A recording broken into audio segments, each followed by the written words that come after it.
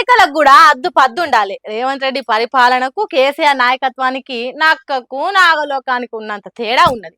అసొంటిది comparison చేసేటానికి కాసింతనైనా ధైర్యం ఉండాలి కాంగ్రెస్ పార్టీలకు అన్నట్టు చెప్పిండు మాజీ మంత్రి కేటీఆర్. కేసీఆర్ గారి నాయకత్వంలో ఇవాళ నువ్వు రోజు లేస్తే కూర్చుంటున్న కమాండ్ కంట్రోల్ సెంటర్ కట్టి 10 లక్షల సీసీ కెమెరాలు పెట్టి హైదరాబాద్ లో one of the most safest cities గా తీర్చిదిద్దింది కేసీఆర్ గారి నాయకత్వం మా ప్రభుత్వంలో. మరి నువ్వు వచ్చిన తర్వాత ఇవాళ 41% క్రైమ్ రేటు సైబరాబాద్ లో పెరిగింది. హైదరాబాద్ కమిషనరేట్ పరిధిలో 60% పెరిగింది. నువ్వు వచ్చిన తర్వాత ఇవాళ డే లైట్ మర్డర్లు, డే లైట్ రాబరీలు, పారిశ్రామికవేత్తల తలకు తుపాకులు. ఇది అయిన మాట వాస్తవం కాదా? నీ ప్రభుత్వం ఎంత అధ్వానంగా ఉన్నదో, గన్ కల్చర్ ఇవాళ ఎంత పెరిగిందో నువ్వు వచ్చినాక ఈ విషయంలో చర్చకొస్తావా?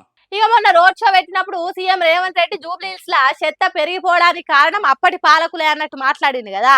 హాగో దాని మీద చెవులు వడిపెట్టి చేతులు పెట్టినంత పని చేసిండు. బీఆర్ఎస్ సర్కార్ ఏం చేసింది, ఇప్పుడు సర్కార్ ఏం చేసింది అని ఇజ్జతు సిగ్గు శరము అన్ని తీసి పారేసినంత పని చేసిండు సీఎం రేవంత్ రెడ్డిది. కేసీఆర్ గారి ప్రభుత్వంలో ఆనాడు 3000 మెట్రిక్ టన్నులు పర్ డే చెత్త సేకరణ చేస్తే మేము వచ్చినాడు. తర్వాత మేము పెంచిన ఈ ఎఫిషియెంట్ కార్యక్రమం వల్ల అది 7,500 మెట్రిక్ టన్నుల సామర్థ్యానికి పెరిగింది. ప్రతిరోజు చెత్త కలెక్షన్ 3,000 నుంచి 7,500 టన్నులకు పెంచింది కేసీఆర్ ప్రభుత్వమా కాదా? అసలు నీ ప్రభుత్వం వచ్చినాక నువ్వు శానిటేషన్ మీద చేసింది ఏంది? కాంగ్రెస్ పార్టీ ముస్లింలను కవచం తీరుగా కాపాడుతున్నది అన్నట్టు సీఎం మాట్లాడిన దానికి బిత్తర పోయే బిందెడు నీళ్లు తాగేటట్టు చేసిండు. బీజేపీ లేకపోయినా హిందువులు ఉంటారు, కాంగ్రెస్ లేకపోయినా ముస్లింలు ఉంటారు, ఎవరు లేకపోయినా అందరూ ఉంటారు, భారతదేశం ఉంటుంది. కాబట్టి ఎవరు ఏమనుకున్నా ఒకటి వాస్తవం.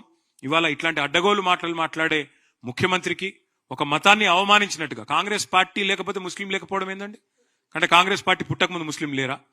కాంగ్రెస్ పార్టీ ఆల్మోస్ట్ చచ్చిపోయింది, మొత్తం చచ్చిపోయినాక కూడా ముస్లింలు ఉండరా? ఏం మాట్లాడుతున్నాడు ఆయన? కనీసం మిడకాయ మీద తలకాయ నోడైతే కూడా మాట్లాడట్లా. ఆరిపోయే దీపానికి ఎలుగెక్కువ అన్నట్టు, ఉత్త ఉన్న ఇస్తరాకుకే ఎగురుడు ఎక్కువ అన్నట్టు జూబ్లీహిల్స్ ఎన్నికలలో కాంగ్రెస్ పార్టీకి ఈపుల కారం పూసి నెత్తిల నెగడు పెట్టినట్టు చేస్తారు ఓటర్లు అనేది సీఎం రేవంత్ రెడ్డికి తెలిసింది. అందుకే ఒత్తిడి ఎక్కువై ఎట్లా పడితే అట్లా మొత్తుకుంటుండు. కానీ మేము అట్లా కాదు, జనంతా పైలంగా మాట్లాడతాం, వెనుక ముందు చూసి నోరు అదుపులో పెట్టుకుంటాం అన్నట్టు సువ్వలు గాల్చి సురుకులాంటిచ్చిండు.